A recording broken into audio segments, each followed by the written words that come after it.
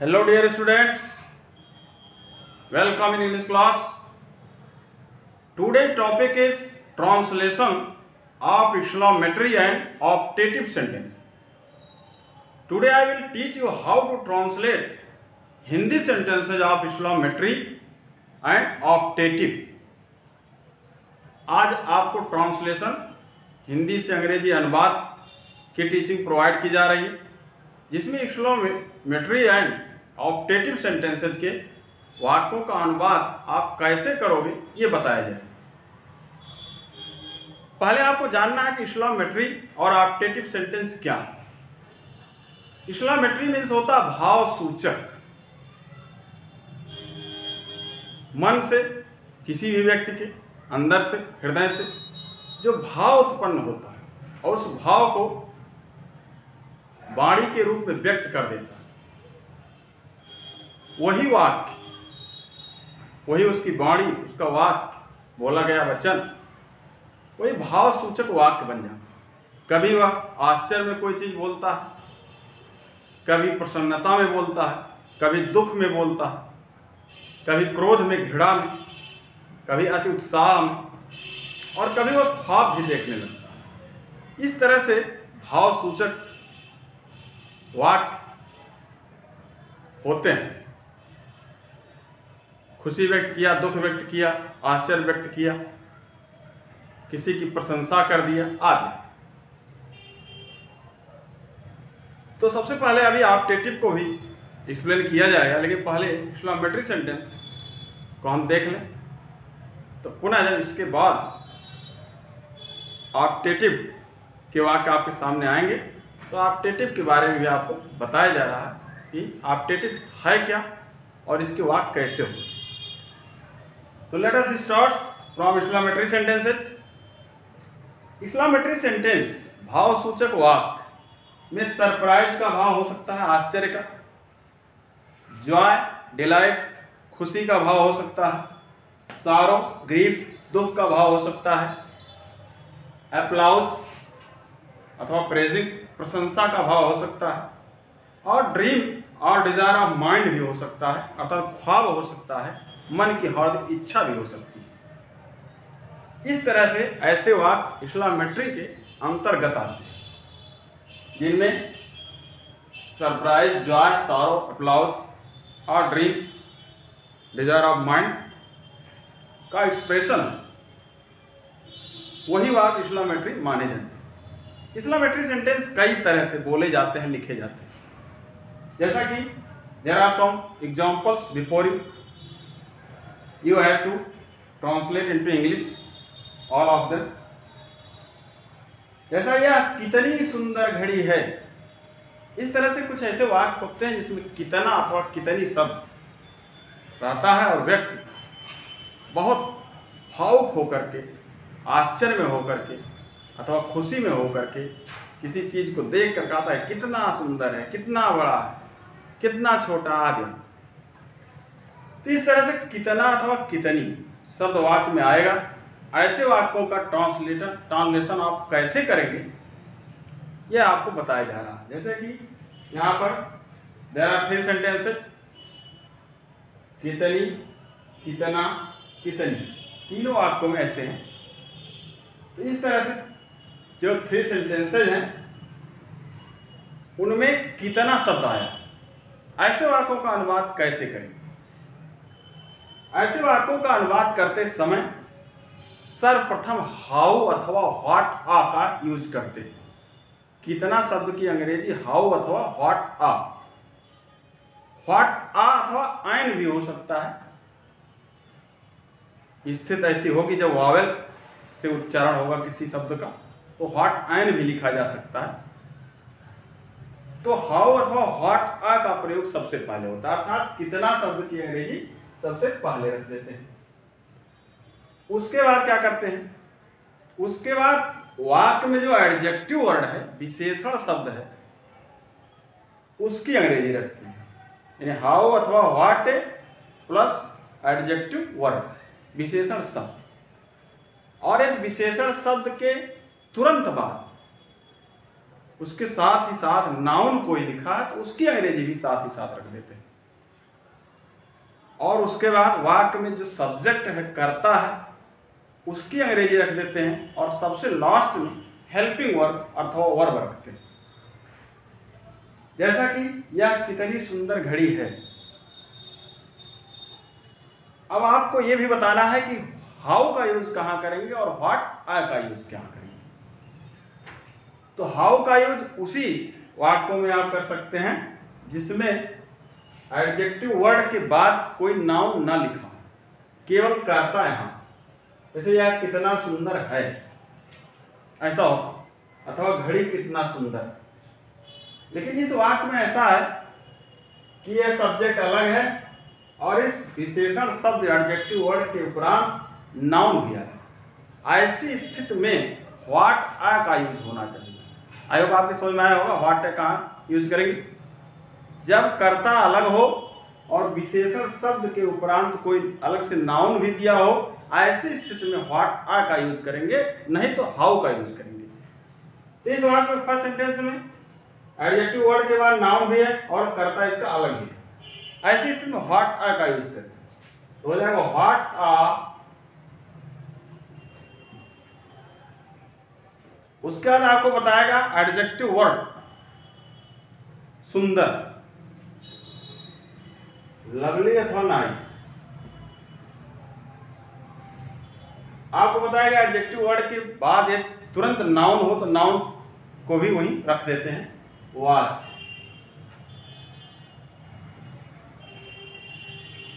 तो हमें what a lovely watch, what a nice watch, what a beautiful watch. उसके बाद आपको क्या करना, वाक्य में जो सब्जेक्ट है, कर्ता है, उसे रख देते हैं, या इट।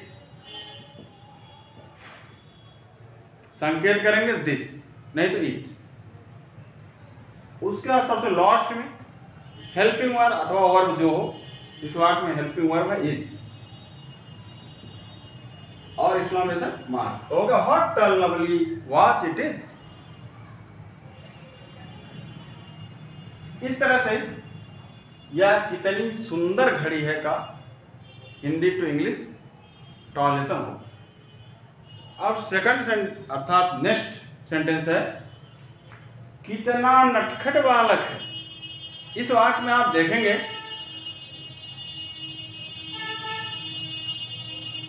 नटखट शब्द एडजेक्टिव वर्ड है, उसके उपरांत नाउन तो है लेकिन अलग से कोई सब्जेक्ट नहीं।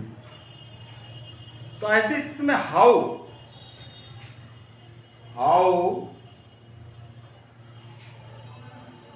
उसके बाद एडजेक्टिव वर्ड नॉटी,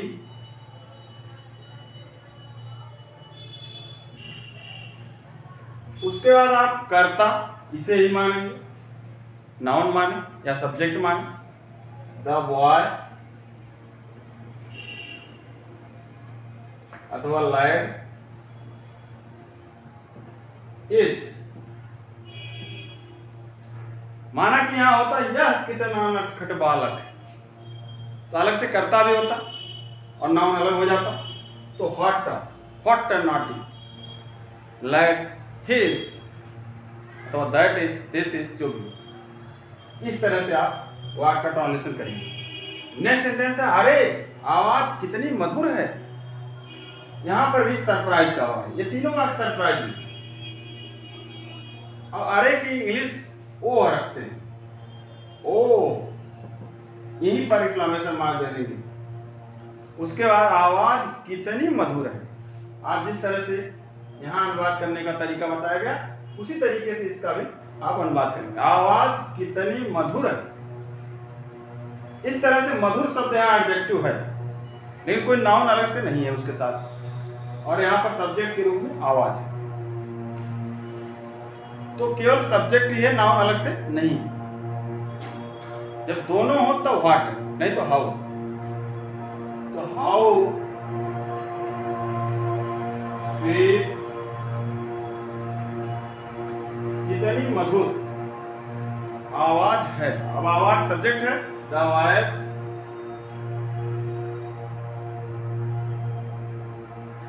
अथवा मनुष्य की वाणी है तो वॉइस, नहीं तो साउंड, किसी चीज का साउंड है तो साउंड लिख सकते हैं, द साउंड। उसके बाद लास्ट में हेल्पिंग वर्ब इज, तो हो गया how sweet, oh how sweet the voice is, तो how sweet the sound is. इस तरह से वाक्यों का अनुवाद करेंगे। नेक्स्ट है आहा, हमने यह कठिन कार्य कर लिया। ये दोनों वाक्य जो है फोर्थ और फिफ्थ, ये इसके अंतर्गत आएंगे, जॉय के अंतर्गत, प्रसन्नता के अंतर्गत, जिसमें सबसे पहले आहा, बहुत तेज आवाज निकल जाती है खुशी में। ऐसी स्थिति में आहा शब्द का जो इंग्लिश होगा वह हुर्रा अथवा हा लिखा जाएगा। तो पहले उसी को लिखें हुर्रा, यहीं पर इस्लामेशन मार्क। उसके बाद आप ग्रामर रूल के अकॉर्डिंग इसका ट्रांसलेशन करें। हमने यह कठिन कार्य कर लिया है, सब्जेक्ट, उसके बाद वर्ब ऑब्जेक्ट के माध्यम से ट्रांसलेशन करें। किस टेंस का यह वाक्य माना जाएगा? या है, ये है प्रेजेंट परफेक्ट टेंस, हैज है प्लस वर्ब का थर्ड फॉर्म। तो सब्जेक्ट रखें वी प्लूरल है तो है, वर्ब थर्ड डन, ये है डन, हमने कर लिया है। दिस हार्ड वर्क,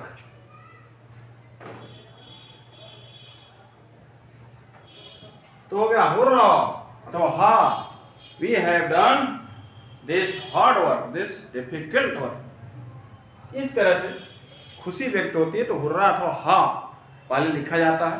उसके बाद जो वाक्य उसका according to grammar rule translation कर देते हैं। जैसे कि मेरा भाई उसे हरा दिया, तो हा भी लिख सकते हैं, हुर्रा भी लिख सकते हैं। मेरा भाई उसे हरा दिया, subject verb object, my brother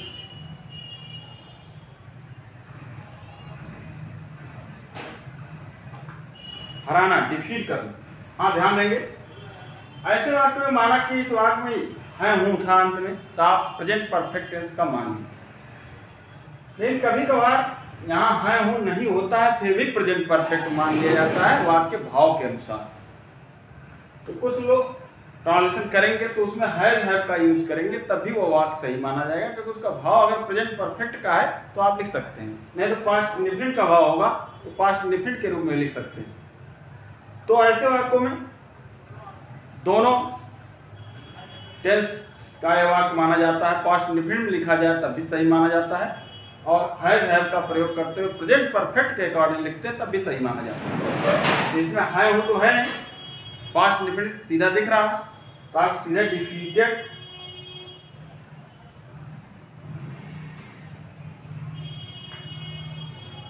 तो हाँ माय ब्रदर डिफीटेड हिम, यदि प्रेजेंट परफेक्ट का भाव मानते तो has defeated, my brother has defeated him, मेरे भाई ने उसे हरा दिया है। तो है हिडन लग सकता है, ऐसा एहसास हो सकता है कि प्रेजेंट परफेक्ट का ही वाक्य वर्तमान में ही कार्य हो रहा है, सामने हम बोल रहे हैं, तुरंत सामने काम हुआ और बोल दिया। ऐसा भी हो सकता है कि वह कार्य बीत गया हो, पास्ट इंडेफिनिट में आ गया हो, तो ऐसा भी वर्ब का सेकंड फॉर्म प्लस ऑब्जेक्ट का यूज कर सकते हैं। इस तरह से आप ऐसे वाक्यों का अनुवाद करेंगे। अब नेक्स्ट 6 और 7 इसके अंतर्गत आएंगे, सारों के अंतर्गत दुख सूचक वाक्य। तो वाक्य है हाय उसके दादाजी दुर्घटना में घायल हो गए। इस तरह से यह दुख सूचक वाक्य सारों के अंतर्गत यह है। तो ऐसे वाक्यों में हाय शब्द जो बोला जाता है उसकी इंग्लिश एलास अथवा आह लिखते हैं। एलास इस्लामेशन मार्क, उसके दादाजी दुर्घटना में घायल हो गए। इस तरह से घायल होना, चोटिल होना, जिस वाक्य में आए, किसी के द्वारा ही व्यक्ति चोटिल होता है, घायल होता है, तो वह वाक्य पैसिव वॉइस का मान लिया जाता है। अगर उसे पास्ट का मानेंगे तो पास्ट में पैसिव वॉइस के रूप में वाक्य का अनुवाद करेंगे, और प्रेजेंट मानेंगे तो प्रेजेंट के रूप में। तो हिज ग्रैंडफादर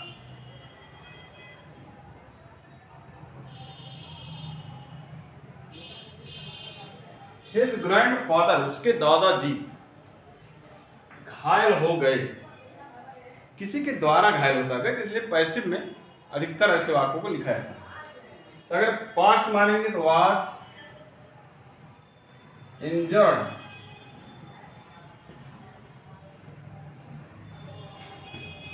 तो alas his grandfather was injured. Present में अगर मान लें हिज ग्रैंडफादर इज इंजर्ड, इस तरह से। प्रेजेंट परफेक्ट में माने हैज बीन इंजर्ड, इस तरह से। जैसा भाव आपको यहाँ प्रदर्शित हो उसी भाव में पैसिव वॉइस के रूप में वाक्य का ट्रांसलेशन करेंगे। इसी के अंतर्गत नेक्स्ट सेंटेंस है हाय, वह भुखमरी की कगार पर है। पिछला में से मार, वह भुखमरी की कगार पर है। कर्ता क्रियाक्रम रखें, he is on the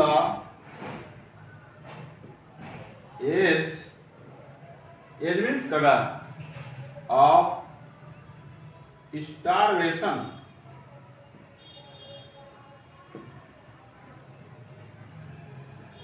starvation means भूखमरी।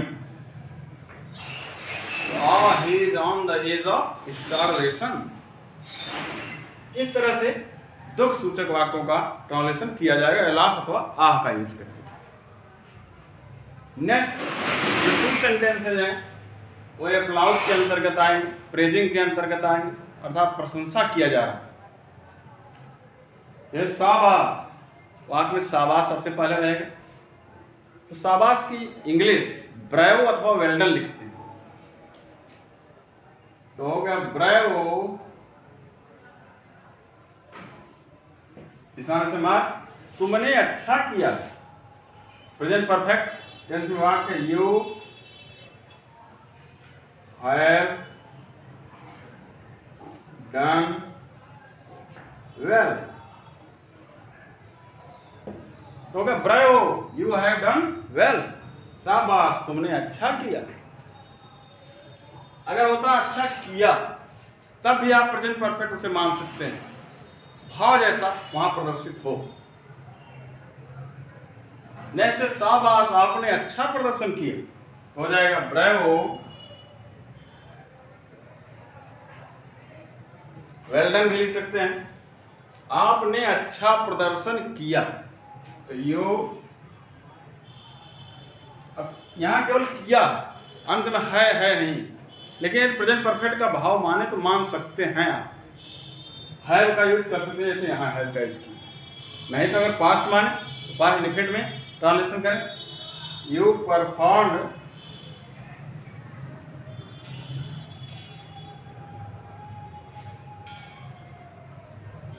वेल। तो क्या ब्रेवो यू परफॉर्म्ड वेल, अथवा bravo you have performed well, शाबाश तुमने अच्छा प्रदर्शन किया अथवा अच्छा प्रदर्शन किया।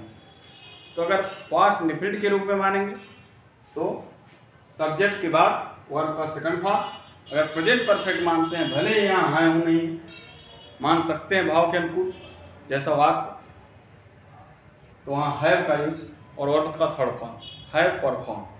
इस तरह से हम एक्सक्लेमेटरी सेंटेंस, सरप्राइज, जॉय और सॉरो और एप्लाउज अर्थात प्रेजिंग के वाक्यों का ट्रांसलेशन करेंगे। कुछ ऐसे वाक्य होते हैं जो ड्रीम के तहत आते हैं, ख्वाब के अंतर्गत आते हैं, जिसमें डिजायर ऑफ माइंड होता है, व्यक्ति की इच्छा व्यक्त होती है, उसे भी इसके अंतर्गत माना जाता है। जैसे एक एग्जांपल देख लें आप, जैसे हो काश,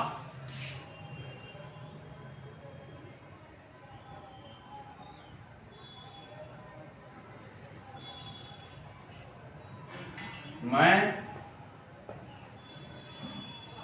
देश का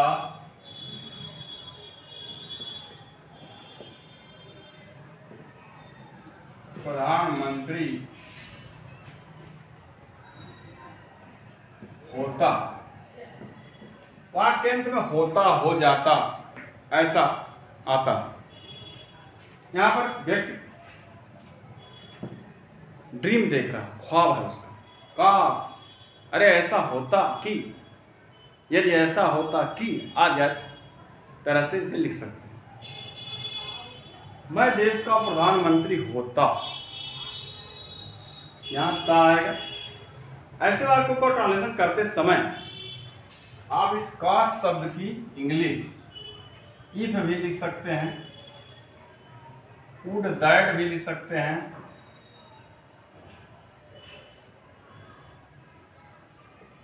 और ओ दैट भी लिख सकते हैं।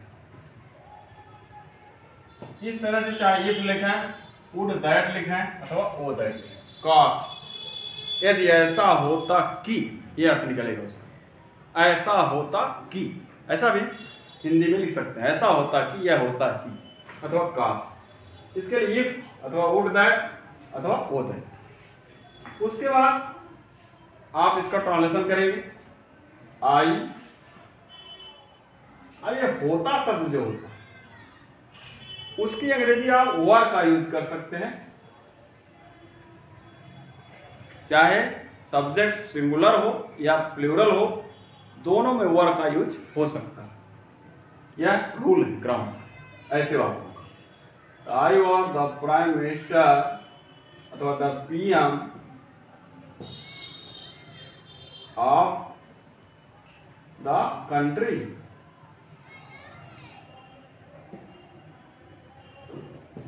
इस तरह से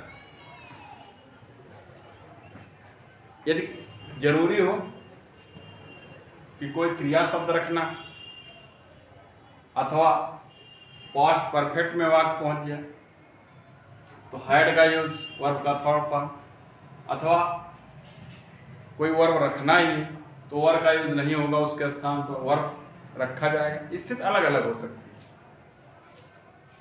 जैसे काश आपने अपना धन खर्च न किया होता, told that you had not wasted your money.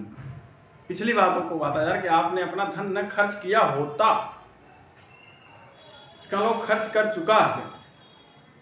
पिछली बात को बताया, पास्ट परफेक्ट है, had plus verb third form का यूज कर सकते हैं।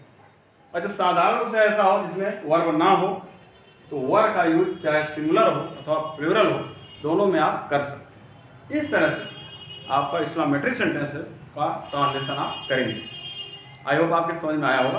अब आप ऑप्टेटिव सेंटेंस देखें कि ऑप्टेटिव सेंटेंस का मतलब होता है इच्छा सूचक वाक्य। ऐसे वाक्य जिसमें किसी व्यक्ति की इच्छा व्यक्त की गई, आशीर्वाद के रूप में, शाप के रूप में, अथवा ईश्वर से प्रार्थना के रूप में कोई कामना की गई हो, अथवा किसी को विश किया गया हो, बधाई दिया गया हो, और अभिवादन के जो वाक्यांश होते हैं, गुड मॉर्निंग, गुड इवनिंग, इसी तरह जो विशिंग के होते हैं, happy Holi, happy Diwali, congratulations, happy birthday आदि, ये सारे चीज इसके अंतर्गत आते हैं। वाक्य के रूप में किसी को आशीर्वाद दिया जाए, किसी को शाप दिया जाए, किसी के लिए कामना, बद कामना किया जाए, ऐसे वाक्य ऑप्टेटिव माने जाते हैं। इसका हिंदी अर्थ है इच्छा सूचक, कामना सूचक वाक्य। जैसा कि यहाँ पर आप दीर्घायु हो अथवा आप दीर्घायु हों, अर्थात आपकी उम्र लंबी हो, आप अधिक दिन तक जिए। भाव यह है कि आप अधिक दिन तक जिए। वाक्य का स्वरूप तभी होता है जब कर्ता क्रिया हो और कर्म भी यदि हो तो पूर्ण वाक्य मान लिया जाता है। कर्ता क्रिया तो बिल्कुल जरूरी है। तभी वो वाक्य माना जाएगा। तो यहाँ पर जो सेंटेंसेस दिए गए ऑब्जेक्टिव सेंटेंसेस के रूप में सभी हैं, जिसमें और से बाद दिया गया, यहाँ सबसे लास्ट इसमें स्टॉप दिया गया। जैसे आप दीर्घायु हों, ऐसे वाक्यों का अनुवाद करते समय में शब्द का यूज करते हैं, या में ये वायु में। सबसे पहले में का यूज करेंगे, उसके बाद कर्ता क्रिया का। तो में, उसके बाद आप, यू। अब क्रिया और कर्म कर्ता हो गए। दीर्घायु होने का मतलब अधिक दिन तक जिए। तो लिव मीन्स जिए, लॉन्ग मीन्स अधिक दिन तक। यहाँ पर एक्सक्लेमेशन मार्क लगा देंगे, तो होगा मे यू लिव लॉन्ग, आप दीर्घायु हो, आप अधिक दिन तक जिए। नेक्स्ट है ईश्वर तुम्हें सफलता प्रदान करें। पुनः वही नियम, मे, उसके बाद यहाँ सब्जेक्ट गॉड है, मे गॉड, प्रदान करना ग्रांट यू पहले लिख दिया, indirect object, may God grant you success, यहाँ एक्सक्लेमेशन मार्क होगा, may God grant you success. ऐसा भी लिख सकते हैं, may God grant success to you. अगर इनडायरेक्ट ऑब्जेक्ट बाद में जाता तो टू उसके साथ में जाता। इस तरह से नेक्स्ट है ईश्वर तुम्हें एक पुत्र दें। ईश्वर के पास तो कोई पुत्र ऐसा है नहीं कि फेंक देंगे आपकी गोदी में आ जाएगा, ऐसा तो स्थित है। अर्थात पुत्र के रूप में वो आशीर्वाद देगा कि आपको पुत्र ही हो। कामना आप करोगे, प्रार्थना करोगे ईश्वर, और वह तो ऊपर से फेंकेगा नहीं कि झोली में डाल दे, बिस्तर पर डाल दे। इसलिए पुत्र देगा वाले नहीं, गिव सीधा, ग्रांट अथवा गिव दे देगा, वो सीधा देगा नहीं, ब्लेस करेगा। तो यहां भी मे गॉड, अब यहां दे का मतलब ब्लेस करेगा, may God bless you with अ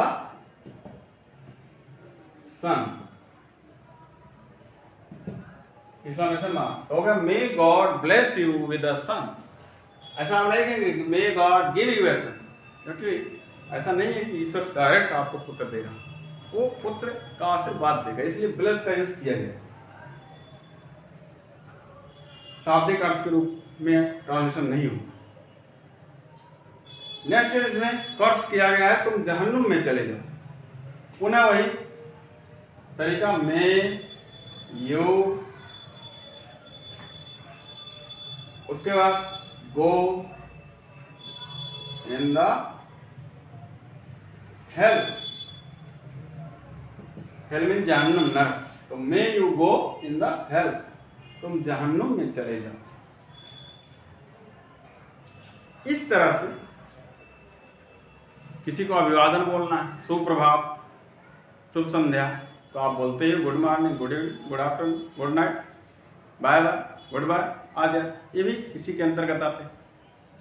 इसी तरह आप किसी को बर्थडे का विश करते हैं, हैप्पी बर्थडे टू यू, अर्थात आपके जन्मदिन आपके लिए शुभ हो, जन्मदिन की शुभकामना, हैप्पी होली, हैप्पी ईद आदि। ऐसे वाक्य भी इसी के अंतर्गत आते हैं। कुछ ऐसे वाक्य होते हैं इसमें होता है ईश्वर करें, तो कुछ विद्वान मानते हैं कि जिस वाक्य में ईश्वर करे शब्द आ जाए, उसमें अगर गॉड का यूज ना करें, गॉड शब्द का, तब भी वाक्य सही माना जाता है। जैसे ईश्वर करें आप इस कार्य में सफल हो जाए।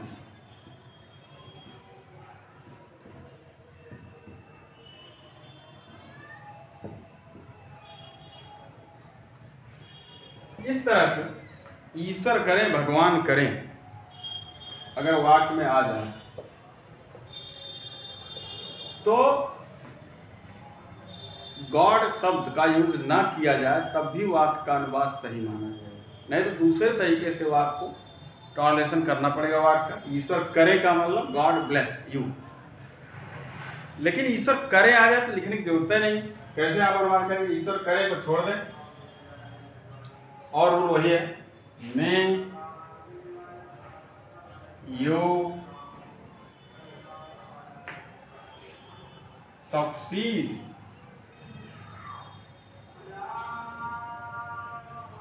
इस कार्य में, इन दिस वर्क, तो हो गया may you succeed in this work, तुम इस कार्य में सफल हो जाओ। ईश्वर करे शब्द आया तो उसमें गॉड लिखने की जरूरत नहीं। कुछ लोग दूसरे तरीके से भी इसका ट्रांसलेशन कर सकते हैं, गॉड ब्लेस यू, तो मे God bless you that you succeed in this work, इस तरह से भी। लेकिन कोई जरूरी नहीं है कि ईश्वर करेगा इंग्लिश रखा है। इस तरह से ऑब्जेक्टिव सेंटेंस का ट्रांसलेशन किया जाएगा। आई होप आपके समझ में आया होगा। यदि कोई प्रॉब्लम है तो उसे आप शेयर करेंगे, और ग्रामर से संबंधित बहुत से वीडियोस अपलोड हो चुके हैं। आप अपने ग्रामर का कॉन्सेप्ट क्लियर करने के लिए competitive English by Ashutosh Pandey YouTube channel के माध्यम से अपने नॉलेज को इंक्रीज कर सकते हैं। चैनल सब्सक्राइब न किए हो तो उसे भी कर लें। आज यहीं तक। Thank you so much. Bye.